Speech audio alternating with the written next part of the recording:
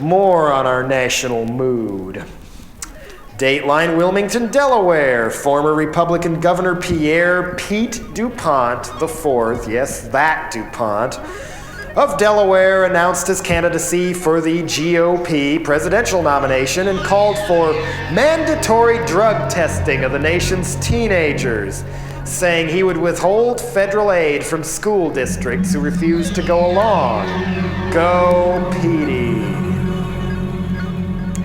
It amazes me what they can do in election season, especially when it comes to phony patriotism. Wave a flag and stomp Grenada and somehow we're strong. Everything's cool. This is a reply to phony patriots called Stars and Stripes of Corruption. I'd like to close with this. Finally made it to Washington, D.C. in the middle of the night. Couldn't wait. I headed straight down to the Capitol Mall. My heart began to pound. There it is! It really exists! Up on the hill, the Big Tit, the Capitol Building. A life-size reproduction of the American International Pictures logo. I had to touch it. I had to see if it was real, so I walked on up the hill. And for some weird reason, even I was thinking, hello, old friend. So I looked around a while, unzipped my pants, and pissed on the Capitol building when no one was looking. Then I turned around and looked down Capitol Hill, and across the Capitol Mall, porking the sky, was the ever-so-prick-like Washington Monument, with flags for pubic hair erected around the bottom. 2 lights they have now near the top of the Washington Monument flash on and off every night like 2 red eyes of a giant Ku Klux Klansman with a pointed white hood on. The Washington Monument, the great eternal Klansman. You turn around almost anywhere in D.C., and the great eternal Klansman is there watching you. All those buildings from the history books, lit up proudly in the night. Somehow it fit to see homeless people passed out on the lawn. So this is where it all happens. The power games and the bribes, the spooks, the arms dealers, the fat cats, the religious right, all playing tug of war for that one piece of ass of the Stars and Stripes of Corruption. Times like that, I feel ashamed to be an American. Here we are, too stuck up to learn from our mistakes. Here we are, trying to start another Vietnam. Here we are, fiddling while Rome burns at home. Here we are, strip mining the world like it's our big slave plantation. All for office building barons who just hoard the loot themselves. Maybe occasionally they'll throw us a crumb, but most of the time they just say, sorry, you're laid off. We can't use you anymore. Soup is good food, and we bought a sweatshop in Taiwan who will do your job for cheap. But don't blame us now. Blame the Japanese. Meanwhile, haven't you heard? Over the speakers, on the screen, America's back! Yeah, America's back! At the game, it plays the worst. America's back is up against the wall we built. Scared shitless of the fact that even number 1 must someday grow up and learn to share. You wonder why people in other countries hate us so much. Wouldn't by any chance be the Shahs and the dictators and the death squads and the Hitlers we handpicked to do our dirty work and bleed their own people dry for our evil empire? How do we face ourselves in the morning? Simple! We let ourselves be drugged from above. Shoot up with God and country with a bang. America rules. Let's go to war.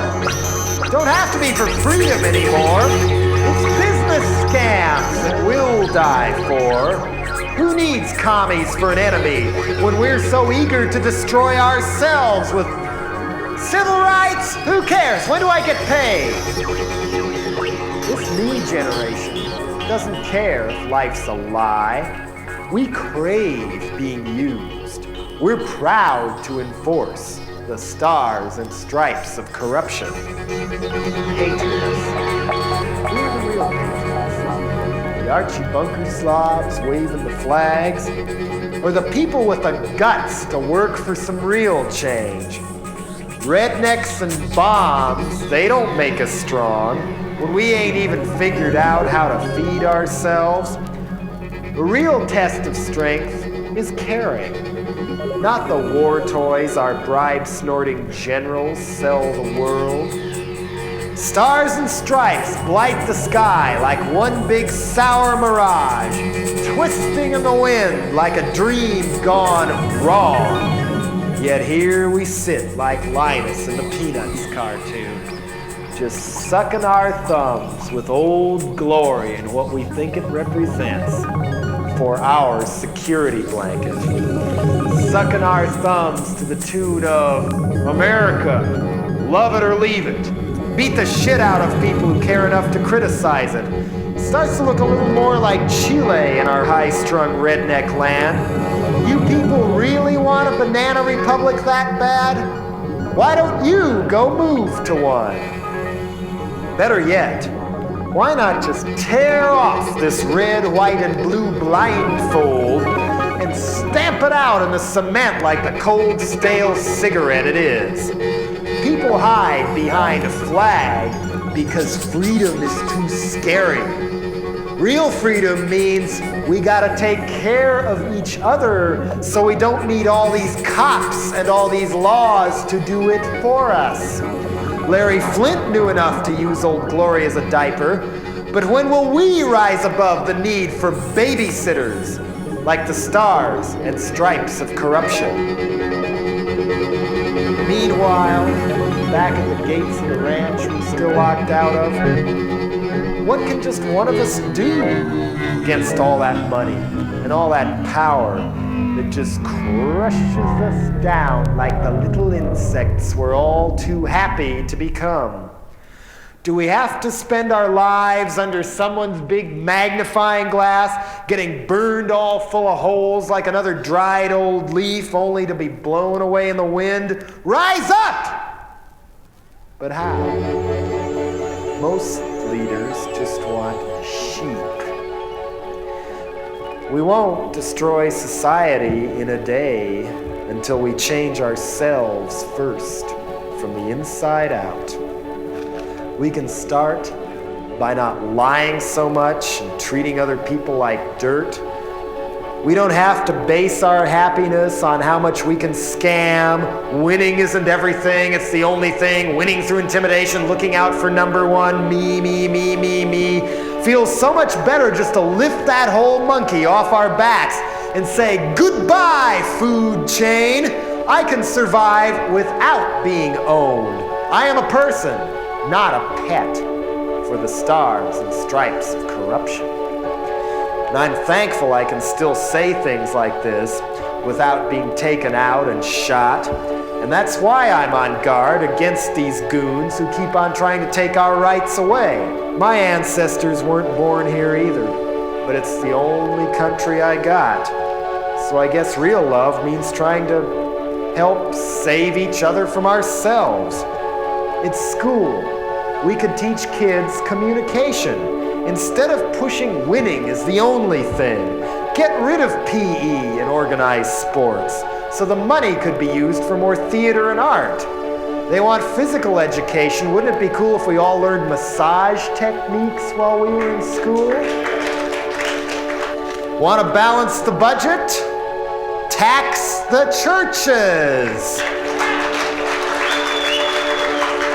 Cut down on crime? We could legalize some drugs to bypass the mob so the price goes down. Maybe we should try learning from the mistakes of the past instead of being so easily led to repeat them. No one is going to come off the screen and do it for us. We will just have to fix ourselves. And if we can't do better than this, you tell me who will. Honesty ain't all that hard. Just put Rambo back in your pants. And look around. We're all people.